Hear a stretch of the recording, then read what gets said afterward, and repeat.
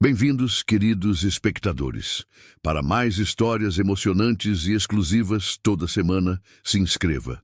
Agora, apenas relaxe e aproveite seu café. Com a morte de Nobunaga, o Japão se encontrava numa encruzilhada. Quem seria forte o suficiente para reunir os fragmentos do império que Nobunaga tentara construir? Quem teria a astúcia necessária para navegar as traiçoeiras águas da política feudal japonesa? Os outros generais subestimaram Hideyoshi, como sempre fizeram, como sempre se arrependeram.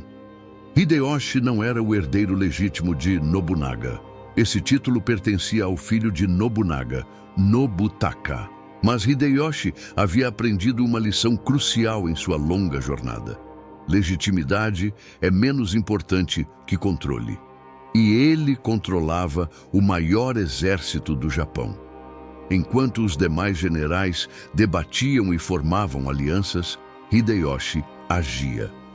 Sua primeira jogada foi brilhante em sua simplicidade. Ele adotou o sobrinho de Nobunaga, Hidenobu, como seu herdeiro. Aos olhos dos outros daimyos, Hideyoshi agora era apenas um regente, servindo até que o legítimo herdeiro crescesse. Era uma fachada, uma máscara, mas a política japonesa era uma dança de máscaras, e ninguém dançava melhor que Hideyoshi. 2 anos depois, em 1584, a verdadeira ameaça emergiu. Tokugawa Ieyasu, outro poderoso general de Nobunaga, desafiou o controle de Hideyoshi. Ieyasu era um estrategista brilhante, metódico, paciente. Tudo que Hideyoshi não era. A batalha de Komaki e Nagakute se anunciava como o duelo decisivo. 2 gênios militares, 2 exércitos gigantescos, uma única nação como prêmio. Mas Hideyoshi, mais uma vez, surpreendeu a todos. Em vez de enfrentar Ieyasu em campo aberto, ele propôs um acordo. Ieyasu manteria seu domínio, suas terras, seu poder. Em troca, reconheceria Hideyoshi como regente do Japão. Ieyasu aceitou. Não por covardia, mas por inteligência. Ele reconheceu em Hideyoshi um adversário perigoso demais para enfrentar diretamente. Assim, sem derramar uma gota de sangue, Hideyoshi neutralizou seu maior rival. Esta era sua verdadeira genialidade: vencer sem lutar. Mas nem todos foram tão sábios quanto Ieyasu. Alguns daimyos no oeste do Japão, especialmente no clã Mori, resistiram ao novo regente. Hideyoshi não hesitou. Marchou com seus exércitos e, um a um, subjugou os rebeldes. A cada vitória, sua reputação crescia. A cada conquista, mais soldados se juntavam à sua causa. A cada castelo que se rendia, mais riquezas enchiam seus cofres. Em 1585, o imperador reconheceu oficialmente Hideyoshi como Kampaku, regente imperial, o título mais alto que um não-nobre poderia alcançar. Não bastava para o filho do camponês. Hideyoshi sabia que, apesar de todo o seu poder, a aristocracia japonesa ainda o via como um intruso, um plebeu, um macaco vestido com roupas de seda. Então ele fez algo extraordinário. Ele inventou um novo sobrenome para si mesmo, Toyotomi, que significa ministro abundante, e convenceu o imperador a adotá-lo formalmente no clã Fujiwara, uma das mais antigas e nobres famílias do Japão. Assim, com um decreto imperial, Hideyoshi Toyotomi tornou-se um nobre. O camponês sem nome agora tinha um dos nomes mais importantes do país. Esta era a verdadeira magia de Hideyoshi. Ele não apenas jogava o jogo, ele mudava as regras do jogo para servir seus propósitos. Com seu novo status, Hideyoshi implementou uma série de reformas que transformariam profundamente o Japão. A primeira e mais importante foi a caça às espadas. Por séculos, os camponeses japoneses haviam acumulado armas, especialmente durante os longos períodos de guerra civil. Muitos até se tornavam samurais, como o próprio Hideyoshi havia feito. Isso criava uma fluidez social que ameaçava a estabilidade. Hideyoshi, o ex-camponês, agora decretava que apenas samurais poderiam portar armas. Todos os outros deveriam entregar suas espadas, que seriam derretidas para criar uma enorme estátua. De Buda, a ironia era cortante. O homem que havia subido do nada agora fechava a porta para aqueles que sonhavam em seguir seus passos. Sua ambição ultrapassava as fronteiras do Japão. Com o país unificado sob seu domínio, Hideyoshi voltou. Seus olhos para a Coreia e a China. Sonhava em conquistar o continente asiático, criando um império que rivalizaria com qualquer outro na história. Em 1592, Hideyoshi lançou uma invasão massiva à Coreia. Mais de 150 mil soldados japoneses cruzaram o estreito em uma armada de navios. Seu objetivo final, conquistar a China da dinastia Ming. Era uma ambição colossal, talvez grande demais, até mesmo para o filho do camponês que havia conquistado tudo. Inicialmente, os exércitos japoneses avançaram com velocidade impressionante. Seul caiu em apenas 2 semanas. As forças coreanas recuaram, incapazes de resistir à fúria dos invasores. Mas então, 2 fatores mudaram o curso da guerra. Primeiro, a marinha coreana, liderada pelo brilhante almirante Yi Sun-sin, começou a afundar navios japoneses, cortando as linhas de abastecimento. Segundo, a China enviou exércitos para apoiar seu vassalo coreano. O avanço japonês parou. A guerra se arrastou por anos, sugando recursos e vidas. Hideyoshi, já envelhecido, comandava a Guerra do Japão. Ele nunca visitou o campo de batalha na Coreia. Nunca viu o sofrimento que sua ambição causou. Em vez disso, concentrou-se em consolidar seu poder doméstico. Construiu o imponente Castelo de Osaka, uma fortaleza de pedra que parecia desafiar os próprios céus. Hospedou cerimônias de chá elaboradas, onde exibia sua riqueza e seu gosto refinado. O humilde camponês agora vivia com um luxo que empalidecia os sonhos mais extravagantes dos nobres. Mas as sementes da sua queda já estavam plantadas. A guerra na Coreia consumia recursos sem fim. Os daimyos, forçados a enviar homens e suprimentos, ressentiam-se cada vez mais. E Hideyoshi, o imortal, o indestrutível, o invencível, começava a envelhecer. Aos 57 anos, a saúde do grande regente começava a falhar. Ele havia gerado apenas um filho, Hideyori, que ainda era uma criança. A questão da sucessão pairava sobre o império como uma nuvem negra. Hideyoshi fez os mais poderosos daimyos jurarem lealdade ao seu filho. Entre eles estava Tokugawa Ieyasu, o paciente estrategista que havia aceitado um acordo anos antes. Ieyasu jurou proteger o jovem Hideyori, mas Hideyoshi conhecia o coração dos homens. Sabia que promessas feitas a um homem poderoso são frequentemente esquecidas quando ele está no túmulo. Num ato de desespero e crueldade, Hideyoshi ordenou a execução do próprio sobrinho, Hidenobu, o mesmo que ele havia adotado como herdeiro anos antes. Também ordenou a morte de dezenas de nobres que poderiam apoiar qualquer tentativa de usurpação. O sangue correu. Famílias inteiras foram exterminadas. Crianças foram mortas para prevenir vinganças futuras. O camponês que havia conquistado o Japão com sua astúcia agora recorria ao terror para proteger seu legado. Mas nem mesmo Hideyoshi podia deter o avanço do tempo. Seu corpo enfraquecia, sua mente, outrora tão aguçada, começava a vacilar. Em 1598, Hideyoshi Toyotomi, o camponês que se tornou regente, o ninguém que se tornou tudo, morreu em seu castelo de Osaka. Ele havia unificado o Japão. Havia implementado reformas que durariam séculos. Havia construído castelos que desafiavam a imaginação. Havia quase conquistado a Coreia. Mas seu maior projeto, garantir que seu filho de 5 anos herdasse tudo isso, estava fadado ao fracasso. o paciente Ieyasu, que havia esperado sua chance por anos, finalmente faria seu movimento. E o frágil Império de Hideyoshi, construído com tanto suor e sangue, logo seria testado. Um homem sem nome, sem posses, sem futuro, virou o mais poderoso governante do Japão feudal. Como isso é possível? Ele nasceu na lama, dormiu no chão frio e comeu as sobras que poucos rejeitariam, mas morreu em um palácio de ouro, com 1000 servos aos seus pés. Esta é a história de um homem que desafiou o impossível e venceu, até que sua própria grandeza o consumiu. Bem-vindos à incrível saga de Hideyoshi Toyotomi.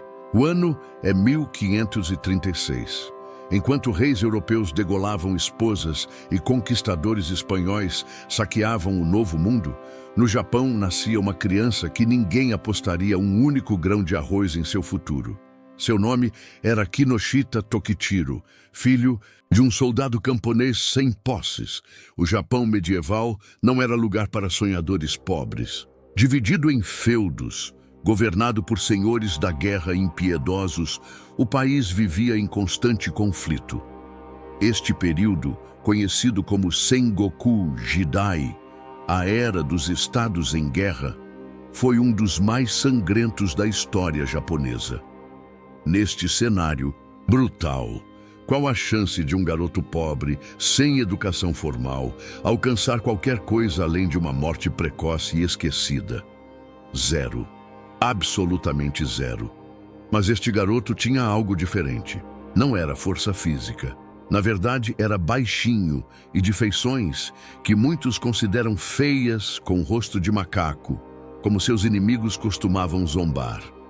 Não era berço nobre, nem conexões poderosas. O que ele tinha era uma mente afiada como a melhor lâmina samurai e uma ambição que queimava mais forte que 1000 sóis. Aos 7 anos, Hideyoshi já era órfão de pai. Sua família, à beira da fome, não tinha escolha. O garoto precisava trabalhar. Foi enviado para um templo budista, onde deveria aprender e servir.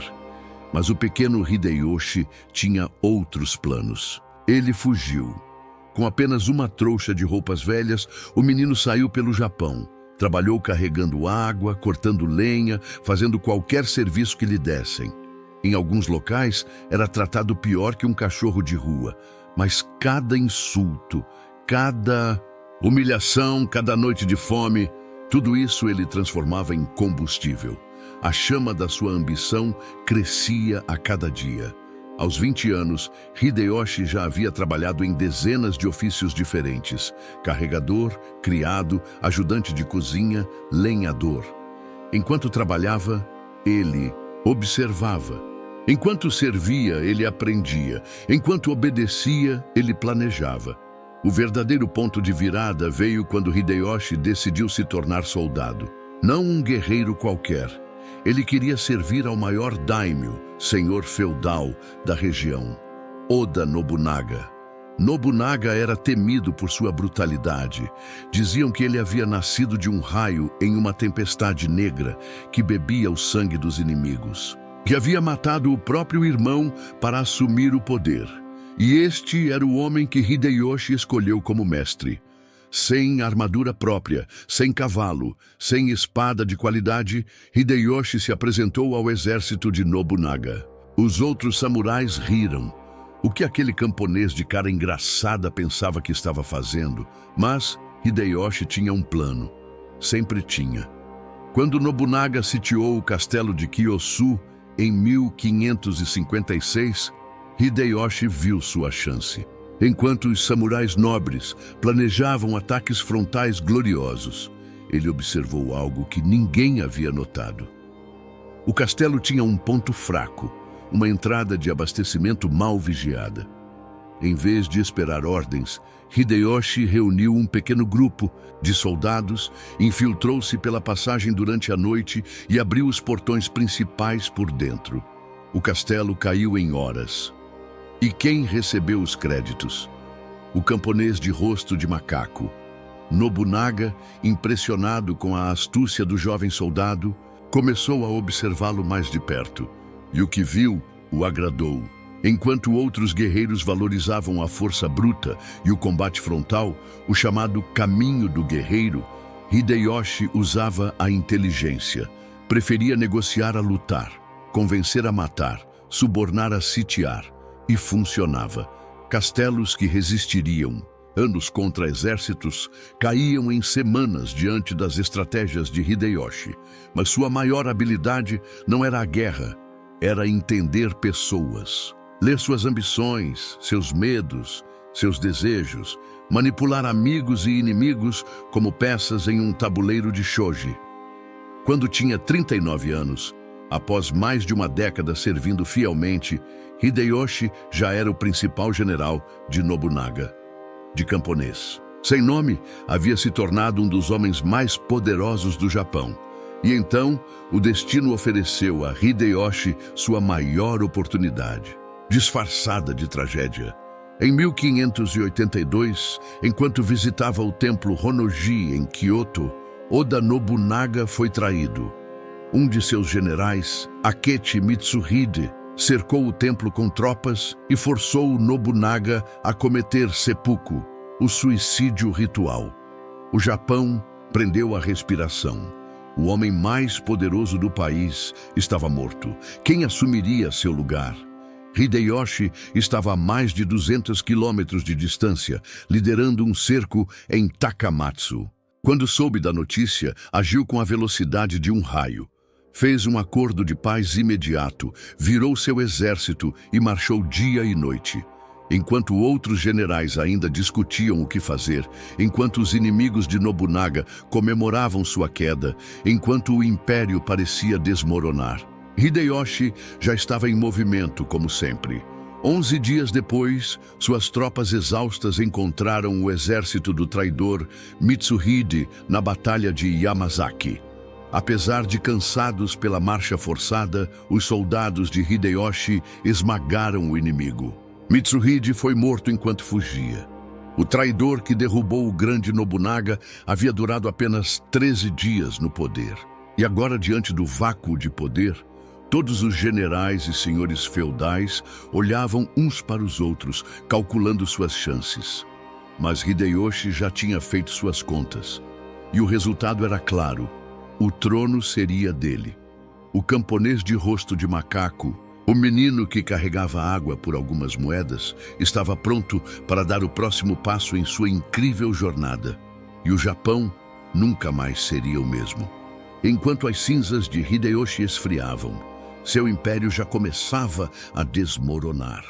O filho pelo qual ele havia matado, o herdeiro para quem havia construído um trono de sangue, era apenas uma criança de 5 anos. 5 anos. Esse era o peso que o pequeno Hideyori carregava nos ombros. 5 anos e o futuro de uma nação.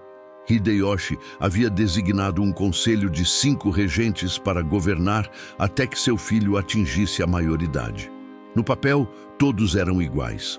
Na realidade, um homem se destacava acima dos outros. Tokugawa Ieyasu, o rival que Hideyoshi nunca conseguiu derrotar completamente. O estrategista que havia aguardado pacientemente sua hora. Aquele momento finalmente havia chegado. Ieyasu era a antítese de Hideyoshi em muitos aspectos. Onde Hideyoshi era impulsivo, Ieyasu era calculista. Onde Hideyoshi buscava glória imediata, Ieyasu planejava gerações à frente. Onde Hideyoshi se elevara da pobreza com audácia, Ieyasu nascera privilegiado e nunca arriscou mais do que podia perder. O velho samurai começou a consolidar seu poder imediatamente. Construiu alianças, prometeu terras, sussurrou garantias nos ouvidos certos. A guerra na Coreia, o último grande projeto de Hideyoshi, foi rapidamente abandonada. Os soldados voltaram para casa, não como conquistadores, mas como sobreviventes. Em 1600, apenas 2 anos após a morte de Hideyoshi, as tensões explodiram. Ishida Mitsunari, leal à memória do falecido regente e protetor do jovem Hideyori, reuniu um exército para enfrentar a crescente ameaça de Tokugawa.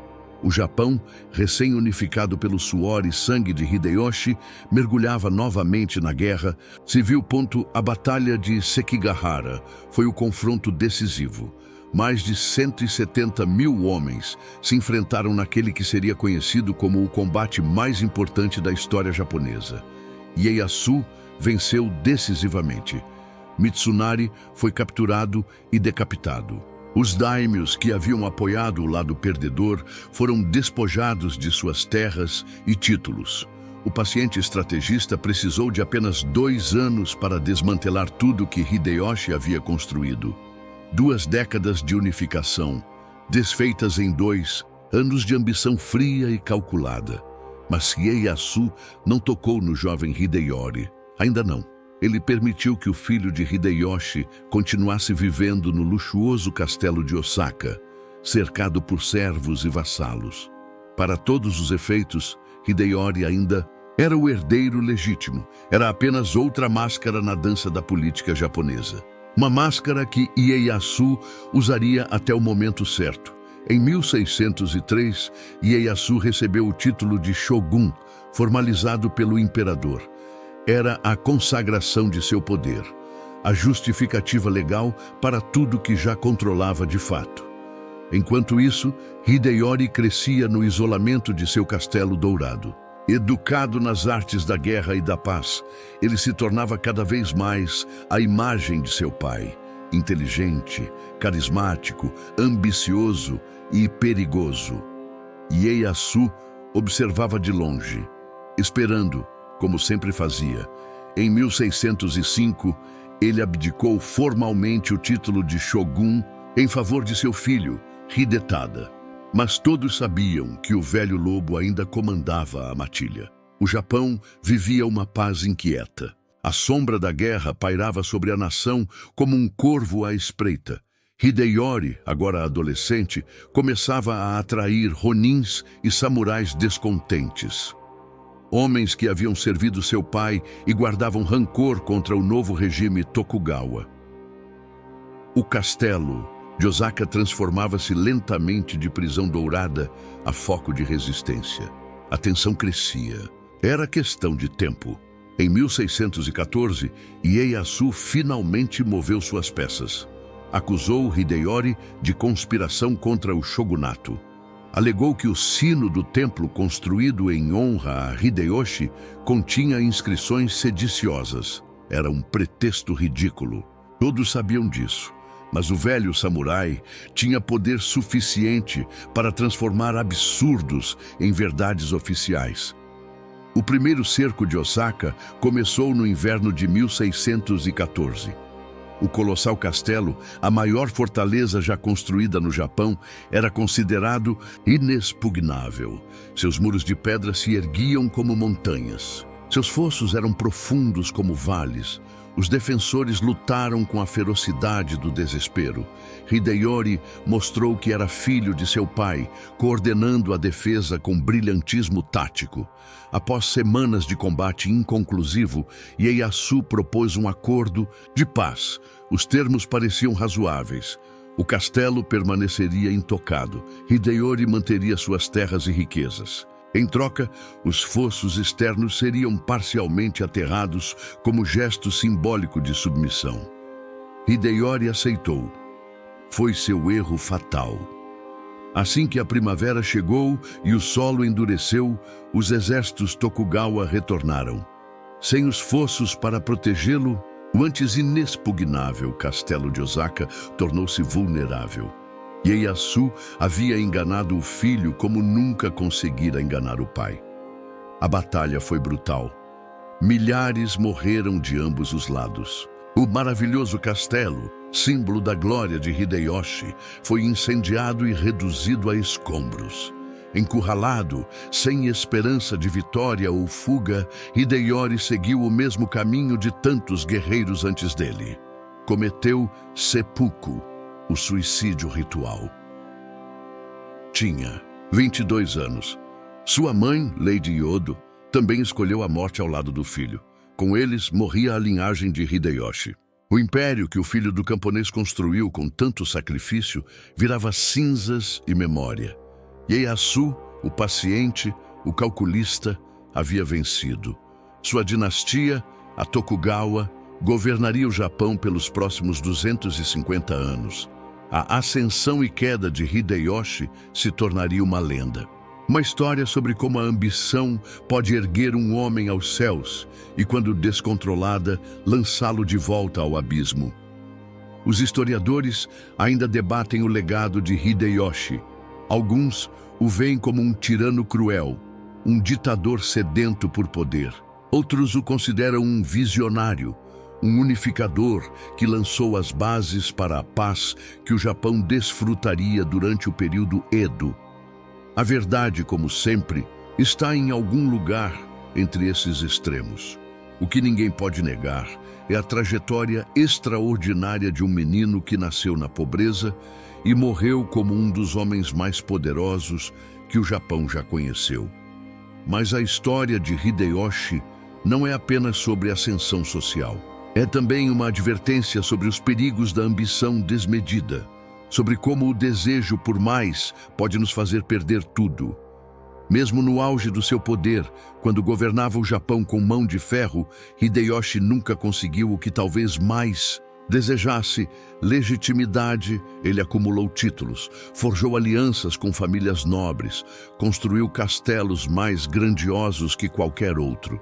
Tentou conquistar nações vizinhas, mas para a aristocracia tradicional, ele sempre foi o camponês de rosto de macaco, o plebeu que ousou usar sedas. E talvez tenha sido essa insegurança, essa necessidade constante de provar seu valor, que o levou a excessos cada vez maiores. A invasão da Coreia, que custou centenas de milhares de vidas e drenou os recursos do Japão, não tinha real propósito estratégico.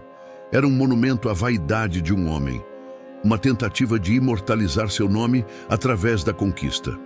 No fim, essa mesma vaidade consumiu seu legado. Seu filho, que deveria herdar um império estável, recebeu apenas o peso de expectativas impossíveis e inimigos poderosos demais para enfrentar. Hideyoshi não soube reconhecer seus limites. Não entendeu que mesmo o mais poderoso dos homens deve eventualmente se curvar ao tempo, e assim, o império construído pelo mais improvável dos líderes desmoronou quase tão rapidamente quanto surgiu. A vida de Hideyoshi é um lembrete eterno de que, por mais alto que subamos, nunca devemos esquecer nossas origens. Por mais que conquistemos, nunca devemos permitir que a ambição cegue nossa sabedoria. Porque, ao final, o que importa não é quão alto chegamos, mas o legado que deixamos para aqueles que virão depois. E o legado de Hideyoshi, o camponês, que sonhou ser imperador, foi tragicamente efêmero. Sua linhagem extinta, seu castelo queimado, seu império usurpado. Talvez a maior ironia seja que seu rival, Tokugawa Ieyasu, aplicou muitas das reformas e políticas que Hideyoshi havia iniciado. O período Edo, frequentemente chamado de Pax Tokugawa, foi construído sobre fundações estabelecidas por Hideyoshi. Assim, de certa forma, o sonho do camponês sobreviveu, apenas não da maneira como ele imaginou. Para entender verdadeiramente Hideyoshi, é preciso entender o homem por trás do mito, o ser humano por trás do título. Em suas cartas pessoais e registros históricos, emerge um retrato complexo. Hideyoshi era um homem de extremos, capaz da maior generosidade e da mais terrível crueldade, brilhante em seu entendimento da natureza humana, mas frequentemente cego quanto a seus próprios defeitos. Sua aparência física era o primeiro paradoxo. Baixo, magro, com feições que muitos consideravam feias. Ele não tinha o físico imponente esperado de um líder militar. Seus inimigos zombavam de sua aparência, comparando-o a um macaco. Mas Hideyoshi transformou essa zombaria em sua força. Deixe que me chamem de macaco, disse ele certa vez. O macaco é pequeno e ágil. Sobe onde outros não conseguem. Vê o que outros não enxergam e, sobretudo, sorri enquanto conquista. Esta capacidade de transformar desvantagens em vantagens era sua marca registrada. Quando criticado por sua falta de educação formal, respondeu: "Um homem que nunca leu os clássicos pode ainda assim fazer história." E, de fato, ele fez história. A personalidade de Hideyoshi era magnética. Onde Nobunaga governava pelo medo e Ieyasu pelo respeito calculado, Hideyoshi inspirava verdadeira devoção. Soldados marchavam à morte por ele, não apenas por obrigação, mas por admiração genuína. Seu carisma era uma arma tão poderosa quanto qualquer exército.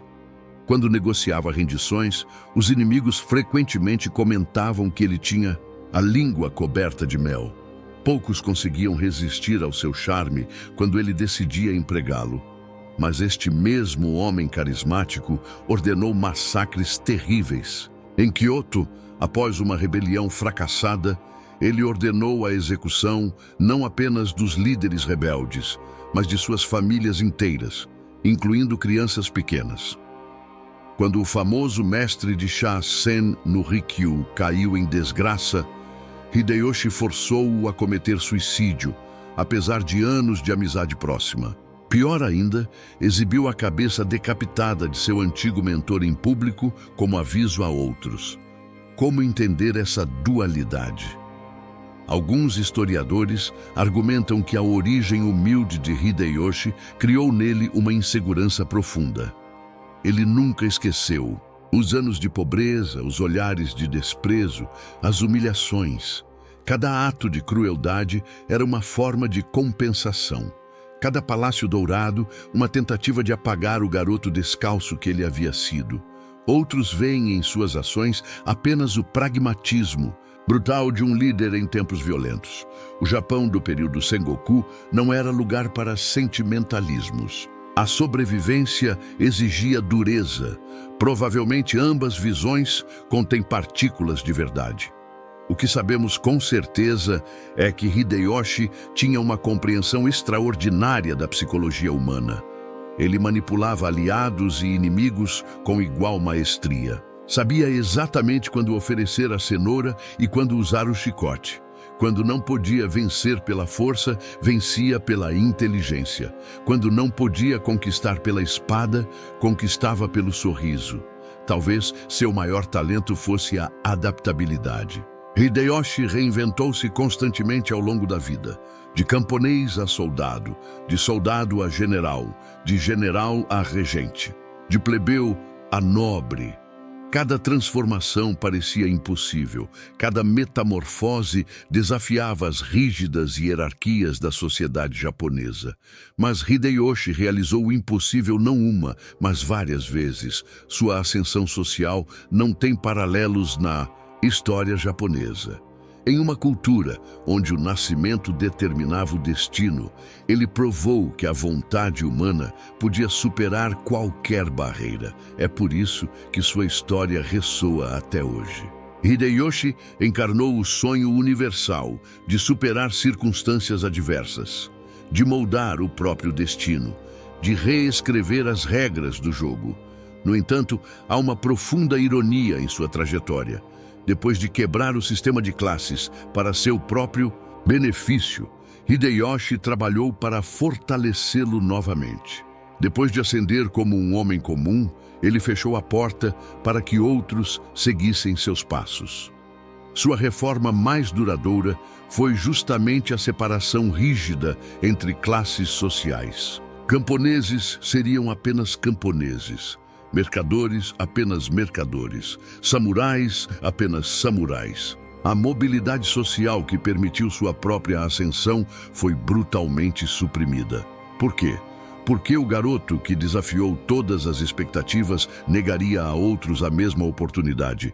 Talvez porque Hideyoshi, mais do que qualquer outro, entendesse os perigos de um sistema fluido. Talvez porque ele, tendo escalado do nada até o topo, sabia exatamente como um ninguém ambicioso poderia derrubar um império. Quem melhor para fechar a porta do que aquele que arrombou a entrada? Esta contradição fundamental entre sua própria vida e suas políticas revela muito sobre a natureza do poder. Aqueles que conquistam frequentemente se tornam os guardiões mais zelosos do sistema que conseguiram infiltrar. A revolução devora seus filhos, ou neste caso, seus pais. Outra faceta fascinante de Hideyoshi era sua obsessão com a legitimidade. Apesar de todo o seu poder, ele nunca se proclamou Shogun, o título militar supremo. Este título era tradicionalmente reservado para membros do clã Minamoto, e Hideyoshi, sempre sensível às tradições, não cruzou essa linha. Em vez disso, criou uma nova posição para si mesmo, Kanpaku e depois Taiko, que lhe conferiam poder equivalente ou superior, mas sem violar a tradição diretamente. Era um malabarismo constante, exercer poder absoluto enquanto fingia respeitar as limitações tradicionais. Governar como um imperador enquanto prestava homenagens formais ao verdadeiro imperador, que era apenas uma figura cerimonial. Esta dança complexa entre poder real e aparências legítimas consumiu enorme energia. Hideyoshi investiu tanto em cerimônias elaboradas, construções monumentais e exibições de riqueza, precisamente porque, no fundo, sabia que muitos ainda o viam como um usurpador. Um nobre de nascimento não precisa provar constantemente sua nobreza. Um camponês transformado em regente nunca pode parar de provar seu valor. Esta necessidade de validação constante explica muitas das decisões mais questionáveis de Hideyoshi, incluindo a desastrosa invasão da Coreia. A campanha coreana não fazia sentido estratégico ou econômico. O Japão acabara de sair de um século de guerras civis. Precisava de paz e reconstrução, não de uma custosa aventura militar no exterior. Mas a conquista da Coreia e da China, as grandes civilizações que o Japão sempre admirou e invejou, teria conferido a Hideyoshi o prestígio internacional que nenhuma quantidade de palácios dourados poderia comprar. Seria a prova definitiva. O garoto camponês não era apenas o governante do Japão, mas o senhor de toda a Ásia Oriental. A vaidade tem um preço. E neste caso, o preço foi pago em sangue japonês, coreano e chinês. Mas reduzir Hideyoshi apenas à sua vaidade seria injusto. Ele também era um administrador brilhante. Sob seu governo, o comércio floresceu. A infraestrutura foi renovada. As artes receberam patronagem generosa. A cerimônia do chá, que havia sido um passatempo da elite guerreira, foi elevada à forma de arte refinada. A arquitetura japonesa atingiu novos patamares de grandiosidade e sofisticação. O Teatro No e outras formas culturais receberam apoio sem precedentes. Hideyoshi entendia algo fundamental sobre o poder. Não basta conquistar pela espada. É preciso seduzir pela beleza, inspirar pela grandeza, deslumbrar pela magnificência. Seus palácios não eram apenas residências, mas declarações políticas. O castelo de Osaka, com seus 5 andares revestidos de ouro, visível a quilômetros de distância sob o sol, era um lembrete constante. Aqui vive não um homem, mas uma força da natureza. A grande cerimônia de chá, que organizou em 1587, onde pessoalmente serviu a bebida para milhares de convidados de todas as classes sociais, foi uma demonstração magistral de soft power. Naquele dia, Hideyoshi não era temido, mas amado. Como tantos líderes carismáticos, ele tinha o dom de fazer cada pessoa sentir-se especial em sua presença, de convencer cada um que compartilhava de sua visão, que fazia parte de algo maior. Este é o paradoxo final de Hideyoshi, um homem capaz de extrema crueldade, mas também de surpreendente empatia. Um líder que massacrou populações inteiras, mas também elevou camponeses a posições de prestígio. um guerreiro que destruiu castelos, mas também construiu templos de beleza indescritível. Talvez seja isso que o torna tão fascinante. Hideyoshi não pode ser reduzido a herói ou vilão. Ele continha multidões, como todos os grandes personagens históricos. Seu legado é igualmente contraditório. Por um lado, ele estabeleceu políticas que congelaram a estrutura social japonesa por séculos, suprimindo as liberdades que permitiram sua própria ascensão. Por outro lado, provou que um sistema aparentemente imutável podia ser transformado pela força de vontade. Hideyoshi mostrou ao Japão e ao mundo que o destino não é escrito no nascimento, que a história pode ser forjada por aqueles com coragem suficiente para desafiar suas limitações. Nesse sentido, talvez seu maior legado seja a própria história de sua vida. Uma história que continua a inspirar, mesmo 4 séculos depois. O menino camponês que sonhou grande demais, ou talvez apenas grande o suficiente. Se pudéssemos viajar ao Japão do século XVI e perguntar aos camponeses o que Hideyoshi significava para eles, as respostas seriam surpreendentes. Muitos o consideravam uma espécie de divindade, um ser quase mitológico. Para um país habituado a líderes nascidos em berços de ouro, Hideyoshi era um fenômeno incompreensível. Como podia um homem sem linhagem nobre comandar exércitos? Como ousava um plebeu sentar-se em palácios? A própria existência de Hideyoshi desafiava a ordem natural do mundo, como eles a entendiam. Esta percepção não era acidental. Hideyoshi cultivou cuidadosamente uma imagem sobrenatural. Distribuía histórias sobre seu nascimento miraculoso. Alegava que sua mãe havia engravidado após sonhar com o sol entrando em seu ventre. Era propaganda, claro, mas propaganda eficaz. Para os camponeses, Hideyoshi representava esperança. Se um deles podia ascender tão alto, talvez o sistema não fosse tão rígido quanto parecia. Talvez os deuses não tivessem decidido tudo ao nascimento. Curiosamente, foi essa mesma esperança que Hideyoshi procurou extinguir com suas reformas. A ideia de camponeses abandonando os campos para buscar glória militar o aterrorizava. Afinal, ele conhecia bem esse impulso. Era exatamente o que havia feito. Esta contradição entre ser um símbolo de possibilidades e, simultaneamente, o homem que as limitava, define o impacto cultural de Hideyoshi no Japão. Os artistas da era Azuchi Momoyama, período que coincide com seu governo, captaram essa dualidade. Em pinturas da época, Hideyoshi é frequentemente retratado em escalas impossíveis, maior que montanhas, seus pés pisando em várias províncias simultaneamente. A mensagem era clara. Este não é um homem comum, é uma força da natureza. Mesmo suas excentricidades eram elevadas a virtudes. Seu gosto por roupas extravagantes, antes motivo de zombaria, tornou-se tendência de moda.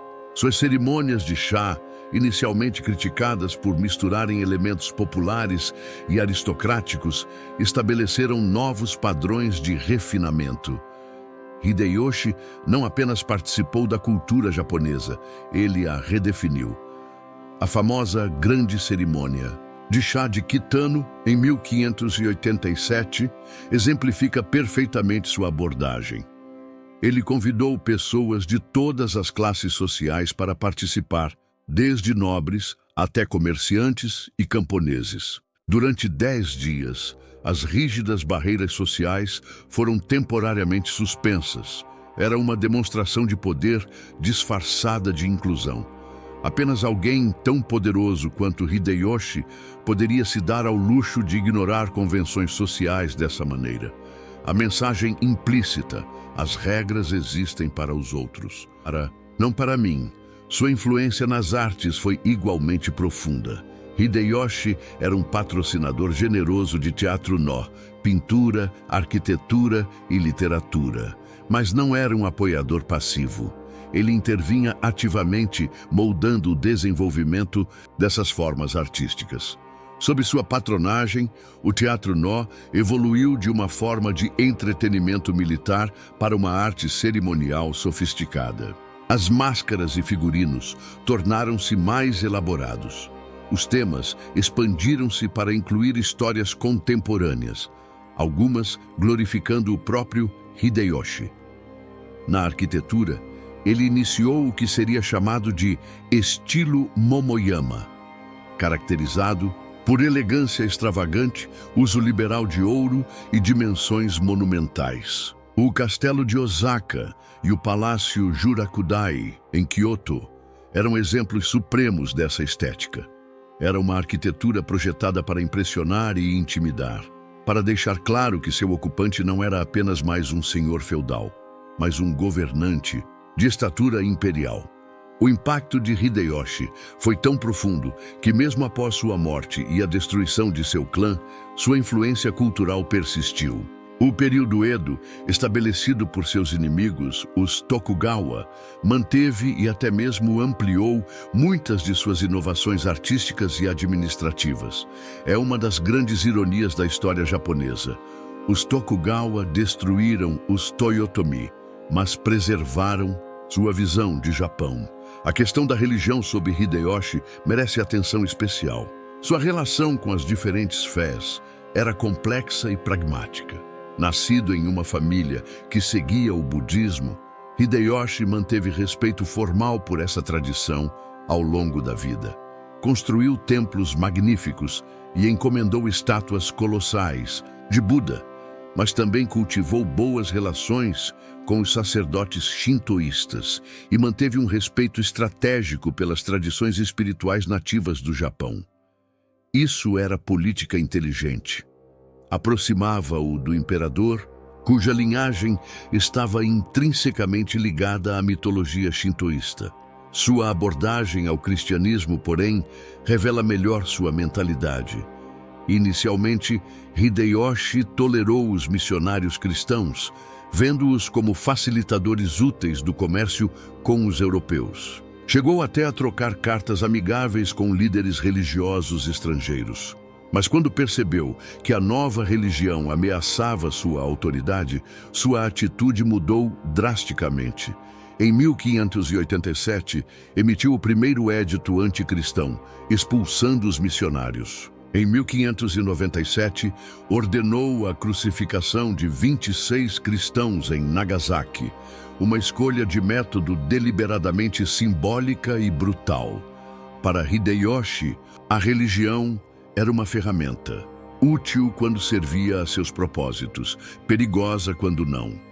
Esta abordagem pragmática e às vezes cínica caracterizava sua visão de mundo.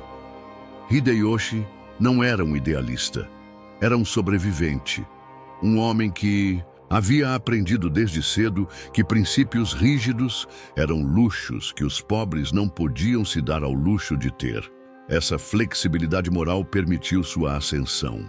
Também plantou as sementes de seu fracasso final. No auge do poder, Hideyoshi parecia invencível. Em 1590, ele completou a unificação do Japão ao conquistar o clã Hojo, os últimos resistentes significativos. O país inteiro estava sob seu controle, direto ou indireto. Foi o ponto culminante de uma jornada que começara décadas antes, quando um menino faminto fugiu de seu vilarejo em busca de algo melhor. Mas o que acontece quando você conquista tudo que sempre sonhou? Quando não há mais montanhas para escalar? Para muitos grandes líderes, esse momento marca o início do declínio. Sem inimigos externos para combater, eles começam a criar fantasmas. Sem desafios genuínos, inventam obstáculos. Para Hideyoshi, a resposta foi a invasão da Coreia. Uma campanha militar que não fazia sentido estratégico ou econômico, mas satisfazia uma necessidade psicológica profunda, a busca por glória eterna. Como disse o historiador George Sansom, tendo conquistado o Japão, ele buscou conquistar o mundo, não porque precisasse, mas porque podia. Este é talvez o maior aviso da história de Hideyoshi. O sucesso pode ser tão perigoso quanto o fracasso. A ambição descontrolada não conhece ponto de satisfação. É uma lição que muitos impérios aprenderam tarde demais.